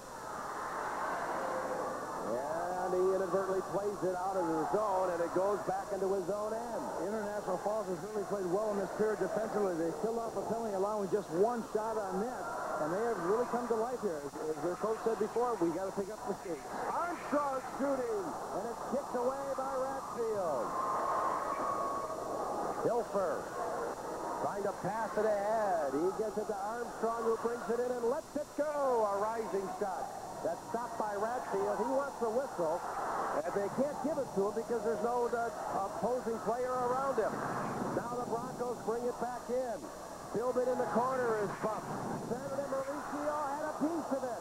And then a shot by Peterson goes into the corner. And the Broncos have really kicked up the pressure here step of the way. Brought back in by Lundqvist. The drop pass, the shot. And Shermone's shot goes into the corner after a nice save by Ratfield again. Philbin will go after the puck with Mauricio, and Mauricio plays the body instead of the puck, does not draw a call, and the Eagles are able to get it out of the zone. Brought back in by Olsen. He's jammed off the puck. And they play it ahead now to the near side, and the lead for Searles a bit too far. Ryan Ratfield back behind the Broncos net. He lost control of it, and here's Barrett Olsen now. A 2-1 hockey game in the third period in the Class A championship. Broncos rolling to center. Right side pass to Fulton. He tried to put it back in front for Jensen. That wouldn't work. Jensen has the loose puck. He's 1-on-3 to the line, and a diving play prevents the shot by Hilfer. Nice play by Ryan Ratfield. Searles goes back for it. Searles to Ratfield. He tried to redirect it. That's broken up by Hilfer, who brings it in and has to send it in deep as both teams are changing, going pretty much with two lines here. So we've got a few tired puppies out there right now. Here's Armstrong to bring it in. Trying to get in on goal. The rebound by Austin pushed behind the net. Austin waiting for the puck. He hangs onto it. Checked off the play by Davis. Davis goes down. It's shot in deeper by Dugas. Then he lost control of it. Rosner trying to get it loose, and the Eagles want to ice it, but it comes in on goal. There to pick it up is Rissanen. Out to center ice for Dugas. He's checked. Flipped back in by Nacy, and back out. Then Larson shoots it in on Sether, who makes the save. Rissanen behind his own net, and there's 7.5 to go in regulation, as Rosner nearly had him tied up. Now they hand it away. A shot by Nacy goes wide. Here's a centering pass. It's loose in front, and a near Kiffin, but it went wide. Nacy had a piece of it. At the line, Clint shooting. Deflected by Rosner wide. Rosner off the wall. Rosner shooting. That goes wide to the corner. Mauricio in deep. He plays it behind the net, and Rissanen has it for Falls. Tried to get it ahead. Still not out of his zone. And now brought to center by Austin. To Armstrong. Armstrong waiting. Gets away from the check. And then was finally stripped of the puck. From center ice, it's shot in by Zahn. Pretty good pace here. It really is. Both teams have really come to play here. At one point it was International Falls with all the pressure. Then the Eagles have come back. And a quick centering pass just got away from Buller. In the corner. Dish takes a hit. Dish gets it free. Goal, centering it. Tie game.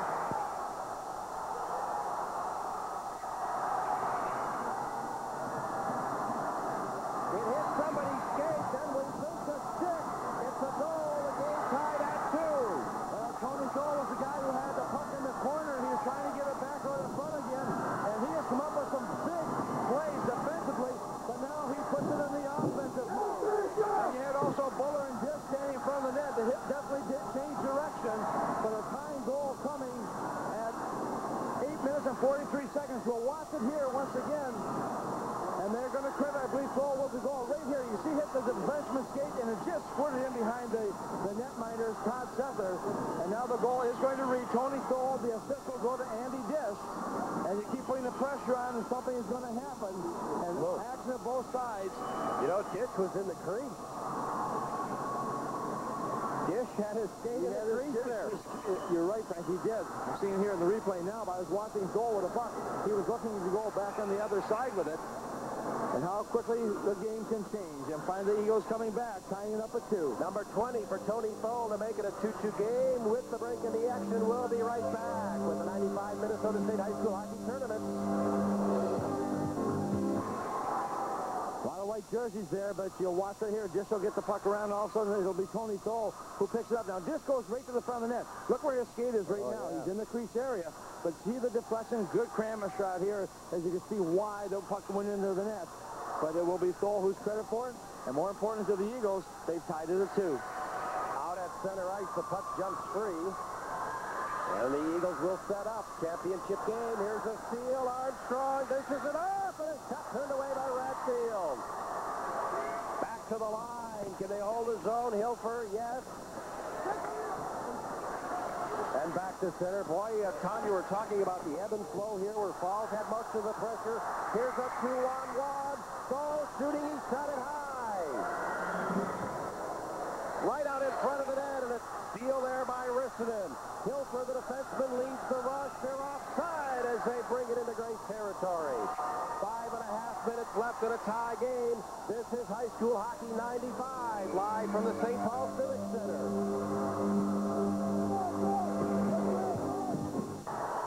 It's amazing what a couple goals can do for your spirits, isn't it? Good championship game. We thought this would be a pretty even matchup. It's looking that way here. Shot in close, another one in close, 2 saves. Well, let's make it a save and a deflection anyway. And now in deep again, Fulton, number 16, playing behind the net. This is Olsen and Fulton. Fulton again, he's a tough, hard-nosed player. Olsen, wraparound try, right up the middle, a scramble. And now they center it again, and it's rejected. Still in the zone, a good play at the line, and it was made by Chris Zahn. Finally, loose again. Shermone rushes it deep. And Shermone is watched. He pops it through. This is Lundquist. Good physical play right now. Both teams are doing a good job of taking the body. Zahn lost it. It's punched ahead. They race up on the wing. Davis shooting! And it's deflected away by Sether. Now back to the corner again. And out to center. Mauricio shooting it in. And the Eagles change on the fly. But either offside or icing called here. Falls 2, Grace 2. This is High School Hockey 95 from the Civic Center in St. Paul. Most critical here right now. Face-offs are essential. And Grace controls from this one, but then they hand it away to Austin. It's rolled in front, broken up by Mauricio. And out at center, Ryan Ratfield's pass is broken up. Now the left wing pass to Dugas. He is jammed off the puck, but it's loose to Hilfer. Hilfer taken into the corner by Searle. And Armstrong goes in there as well. Under 4 minutes in regulation. Armstrong waiting for it. It's knocked away. Back to the line, Austin. He is tied up by Buller, knocked down by Buller, and the puck goes loose to the far side. Buller will get control and get it over to Larson. Now Larson to center. That's picked off at the line. A nice play by Rissanen as he stepped up. And Hilfer's pass is tipped. It's brought in by Dugas, man in front. And Dugas' shot is turned away by Ratfield. Dancing at the side was Jensen, who tried to stuff it in. Now Jake Searle to center. To the Bronco line. The drop pass, no one there, and it'll be taken away by Dugas, one man back. Dugas trying to get it around Van House. It won't work. Jensen in the corner. Jensen takes the hit from Van House, and a solid one it was. But the Broncos have the puck and a man in front. The centering pass to Shermone wouldn't work. They're gambling a little bit by sending Shermone, the defenseman, in deep. Now Shermone back to his own line to get it. 3 minutes left and a thrilling third. And it hops loose again. They get it in for Cole, 2-on-1. Cole trying to tee it up in the soft ice, and it goes all the way through.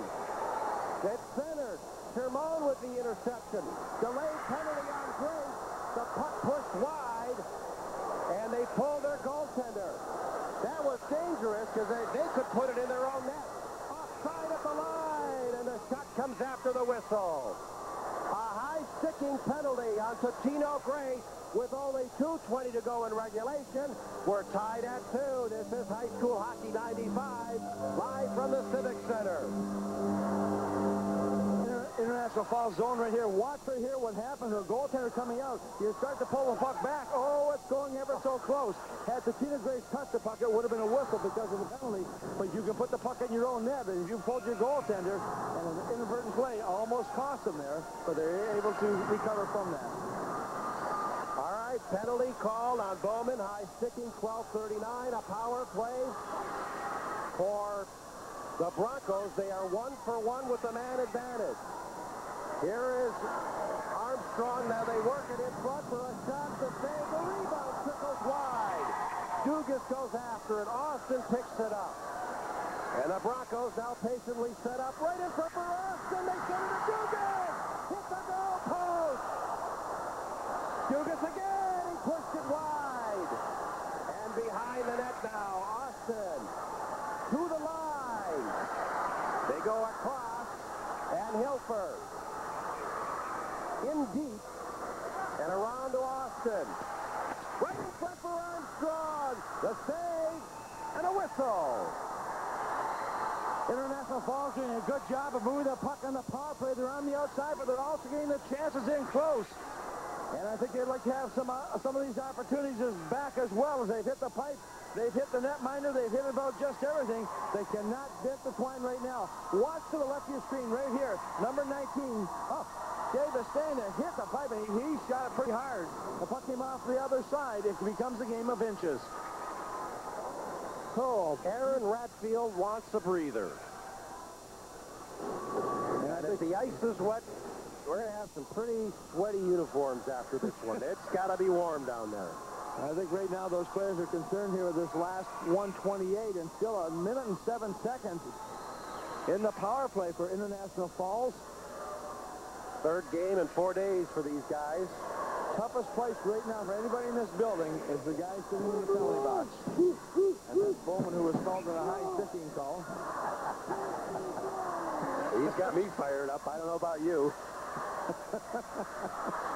right, 128 regulation, 107 on the power play. And they're going to toss Armstrong out, so it'll be Searles for Grace against Austin. Draw to Grace. Van House can't clear. Rissanen at the line. Armstrong racing right in on goal, and he finally had it roll off his stick at the last second. He might have been checked on the play. You can't let someone walk into the net area like that. He just had a freewheeling possibility moving in there. No one going at him soon enough. Brought in by Hilfer. 45 on the power play. There's the time left in the period. Hilfer back into the corner for Armstrong. Armstrong to the line. Hilfer throwing it back into the corner. Austin to pick it up. Austin darting around. He's met by Searles and now by Van House. He shakes the check. He lost the puck. Armstrong gets it. 22 in the power play. To the side of the net.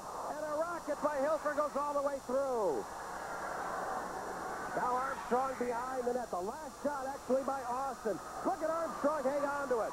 Armstrong moving in. The centering pass goes all the way through again. 3 on the power play. This is Austin this time. Penalty over. Austin shoots. He scores!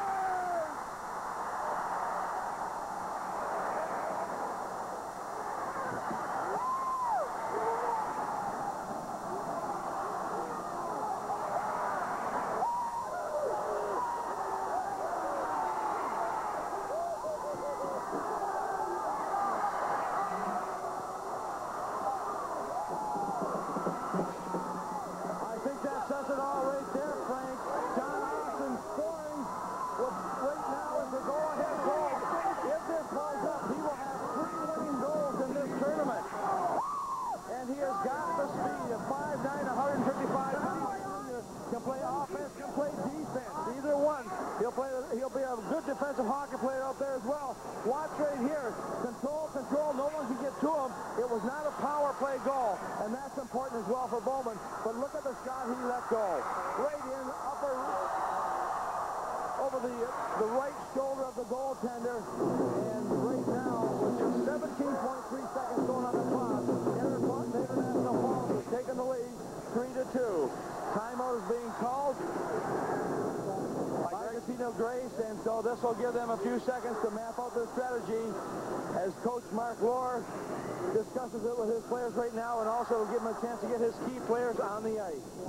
Tom, they were able to hang on to that puck for an awfully long time. It looked like Grace perhaps maybe had lost some of its lost some of their legs and were unable to go to a player. On that shorthand situation, the one thing they were doing, they were playing the box well, but they weren't skating real high with it, just trying to keep everyone on the outside. And how many times did we see International Falls control the puck, coming right in on the goaltender, making the save or just getting hooked at the last second? But you can't let the the momentum of that puck. You can't allow the player with the puck to move towards the net as much as they have in the power play, because eventually it will cost you. That was only their second power play of this game, but they had just finished off the power play, and so the player was really not back into the thick of things yet. They were 1 for 2 on the man advantage. But boy, when you play a game like this, and both teams have played extremely well. International Falls, 23 shots on the board right now with Totino Grace at 17. And now Totino Grace has already pulled their netminder. They're putting 4 guys in the front line. Searles to face off against Austin. And now everybody gets set. 17.3 on the clock. And the Broncos are able to get it in deep, and a shot by Fulton hits the base of the net. That might just about do it. It's a long way to go in 7 seconds. The Eagles will come up ice. Searles will try for one more. Cole bringing it in. The play loose at the line. But International Falls, for the 7th time, are state champions in hockey with a stunning and thrilling 3-2 victory over Totino Grace.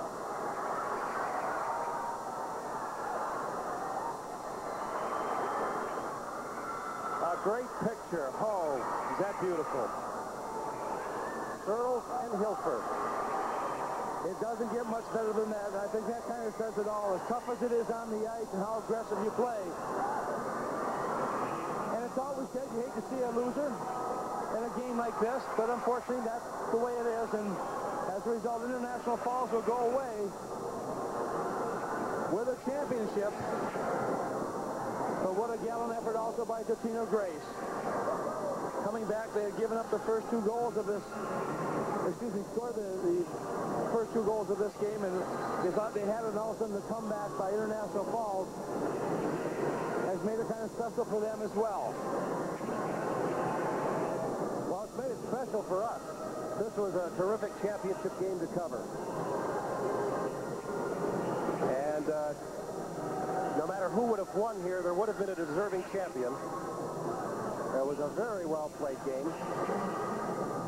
2 teams that are well-coached, very disciplined, and they got skill. They all have the ingredients, what you need to come home with a trophy. Frank, you're absolutely right. And right now, what's going through the minds of the players depends on which side you're on.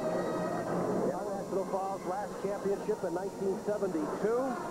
Their last trip to the tournament in 1989. And I believe of their 17 trips now to the state tournament, they have been in the consolation bracket only 3 times. And as we mentioned, this is their 7th championship. And quite a present for the rookie coach, Kevin Gordon. Boy, he's got to be extremely happy right now with the play of his team and the adjusting that they'll do well of them coming back into this tournament, getting to this point, and going for the championship and ultimately winning the championship. Scoring the last goal of this hockey with just a few seconds to go. And they'll remember this for a long time. All right, Jeff Grayson is among the victorious Broncos. Who have you got there, Jeffrey? I have got he scored the game winner, John Austin, and to show kind of a team player as he wants to be right around his teammates. Congratulations, John, to you and the guys. What's going through your mind? Unbelievable. We couldn't ask for anything more than this. We're just ecstatic. We came here on a mission, and we're real happy with what we accomplished. It didn't happen that long ago. Do you remember the goal? Can you talk about it? We're fortunate enough to finally get a break, and we got a penalty there. We weren't getting many calls all game, and then they opened up, and we just had some room. I wheeled it on the outside and got shot off, I guess. You're a state champion. You and the Broncos. How does it feel? Oh, it's unbelievable. We couldn't be happier. Congratulations, John. We'll let you celebrate. Congratulations. That's John Austin back upstairs to Frank and Tom. And the twin sister cheerleader will certainly be jumping for joy for him, and tears will be streaming from the faces of the Eagles. I had a chance before the game to talk to Dan Larson a little bit, one of their seniors, one of 7 seniors on this team. And I said, so you guys ready? And he says, boy, he says, we sure should be. He says, I know the seniors certainly are. You're looking at Dan Van House there. Van House is one of 8 juniors So this great team could be right back there next year. Well, that's exactly right, Frank. Players react differently. There's such a great deal of emotion in a game like this, and when you win, there's tears of joy. When you lose, there's tears of sadness. The emotion really comes through, but a lot of these players will be back, and hopefully they can get to this point again. That's what they got to think about. But they're not thinking next year. What they're thinking right now is this year, and the loss that they have suffered. But they did it in a very classy fashion. Oh, absolutely. I think when they look back on it, the tears will have been gone, and they'll remember a terrific hockey game being so close and realize how good a team they are, and the Broncos will certainly remember being challenged by one of those teams from the cities, and the Northern School prevails here, so they certainly will enjoy this as the ribbons and medals are handed out to the runners-up in the 1995 Class A Championship for boys hockey.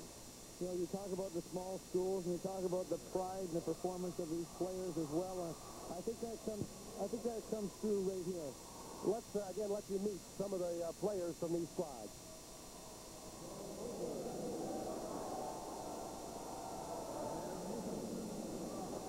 Well, apparently our feed from the public address might have been interrupted just a little bit.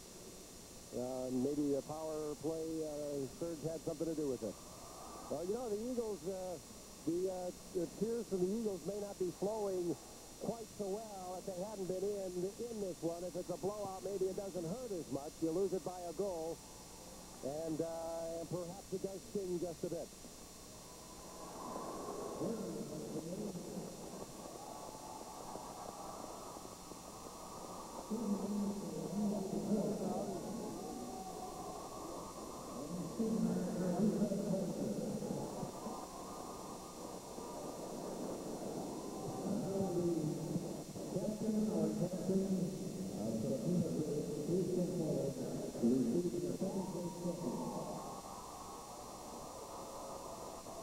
Trophy now being handed out to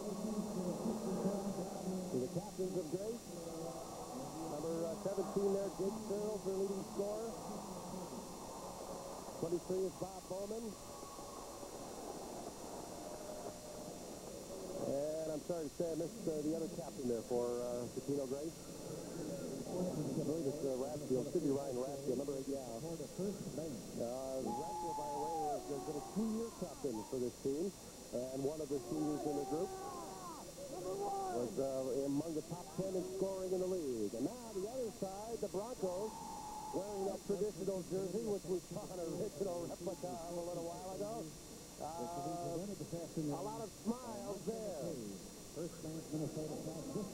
And they will be bringing not only a trophy, but a little more of tradition to the city of International Falls and a cooperative hockey program up there with the shared program with Little Fork, Big Falls as well, and Rainy Lake, Ontario, part of that International Falls district. And I'm sure going back home, they'll be greeted along the way as they approach their community by the many fans and supporters of this team, and they're going to have the chance not only to be down here to watch it, but perhaps to view it here on KNST TV. And a sportsmanship award going there to Totino Grace, and the banner being carried by their Eagles. Well, personally, I want nothing more to see a classy championship game, and that's what we saw here. The 12 students named to the First Bank All-Tournament team have distinguished themselves during the state hockey tournament by their athletic excellence, leadership, team commitment, and exceptional sportsmanship. Recipients of the award were elected by a vote of the sports writers and sportscasters covering the Class A hockey tournament. The all-tournament team ballots included the names of all students competing in the tournament. Again, presenting the trophies for the First Bank All-Tournament Team Award at center ice are Marshall McKay, First Bank Minnesota South District Manager, and Jim Pastory, President, First Bank, Columbia Heights. And now the all-tournament team. Defenseman Jay Berry of Red Wings.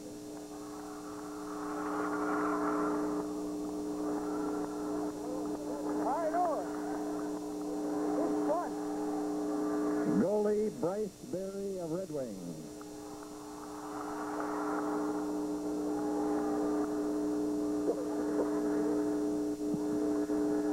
Center Christian Peterson of Blake. Christian is not with us tonight. Center Ryan Dolder of Hutchinson.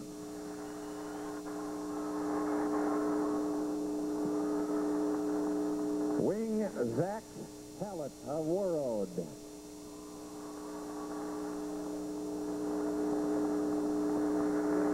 Center Wyatt Smith of Warroad.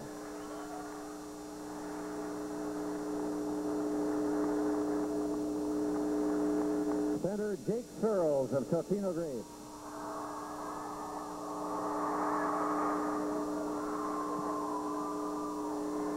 Goalie Aaron Ratfield, Totino Grace.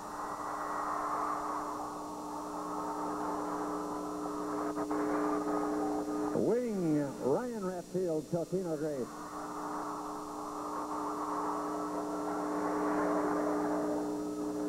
Defense, Paul Hilfer, International Falls.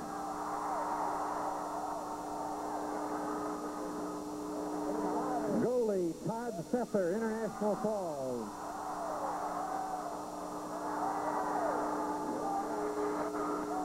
And center, John Austin, International Falls.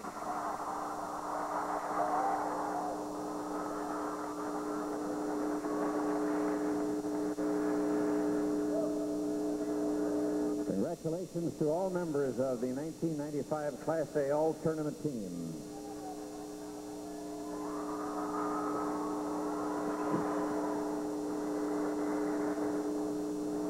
That's quite an honor roll of players. Ladies and gentlemen, the 1995 Minnesota State High School Class A hockey champion is International Falls.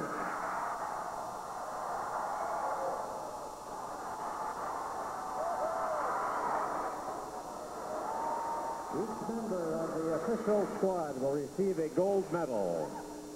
If they'll please come forward now. Chip Karsnia. Eric Bartlett. Paul Hilfer. Andy Shermoen.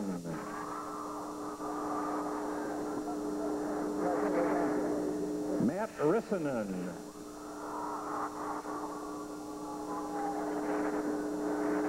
Chris Zahn.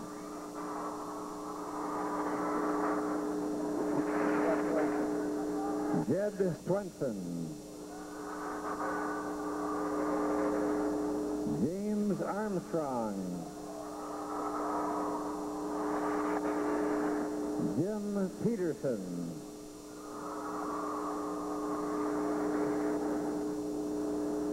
Sean Sorodiak.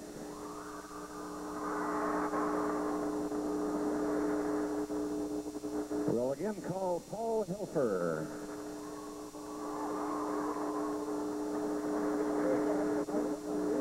John Austin. He's doing the number, not the three. Tom Jensen. Joe Fulton.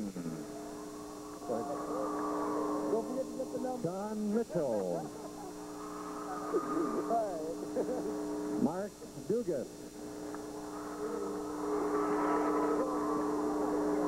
Barrett Olson. Yuri Lundquist. Derek Bilden. Todd Sether.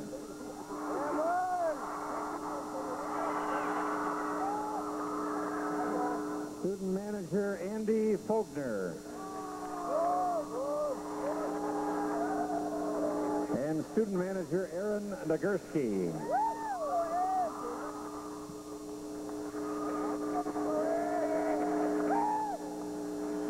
I want to apologize to Mr. Caneby. His name is Bob Caneby. He's the executive director of the National Federation of State High School Associations. Bob Caneby, a pleasure to have you with us, sir. And now will the captain or captains of the 1995 Minnesota State High School Class A championship team from International Falls please come forward to receive their championship trophy.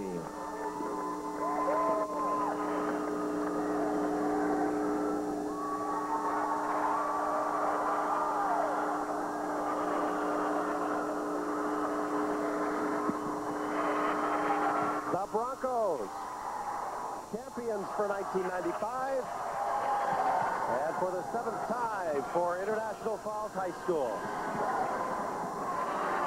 Well, Frank, they all had a hand in it, although just one player holding the trophy. I'm sure they'll all get a chance to get a part of that, as they are number one in this state high school tournament. And a great game. And a treat for us as well. 3-2, the victory for International Falls over Totino Grace. Our first page scoreboard shows you the Class A championship team there. And we'll be back with more post-game information from the Civic Center in St. Paul after this quick break. It's in the history books now. International Falls has returned to tournament glory in style with a 3-2 win over Totino Grace to capture the Class A championship here this afternoon at the St. Paul Civic Center. And to review the honors, if you will, for us this afternoon's game, let's go back up to Frank and Tom.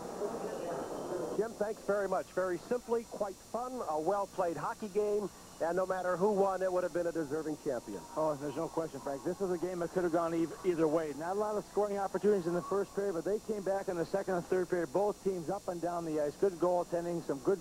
And the thing is, the goals were good goals. They weren't scrappy goals, and that means a lot, too, when you get to this point. All right, let's take a look at the championship game winner here, scored by International Falls. Yeah, John Austin just control.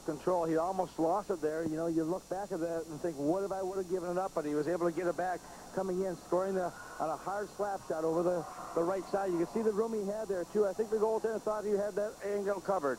But John Austin with a winning goal, and I believe, Frank, if my records are correct, he scored the winning goal in every game he played in the tournament. That's the way I show it as well. Let's bring you final stats from this championship game, brought to you by U.S. West Direct Yellow Pages. Our shots on goal will show you that not only did International Falls beat them on the scoreboard, also beat them in shots on goal, and had an 8-5 margin in the third period, 23-17 through the 3 periods of play here at the Civic Center in St. Paul. And so that's it. One of the reasons the shots on goal are one of the reasons we've used to pick one of our 3 players of this game, which will give you an indication that it'll be one goaltender. But here are the players of the game, brought to you by your Heartland Chevy Geo dealers.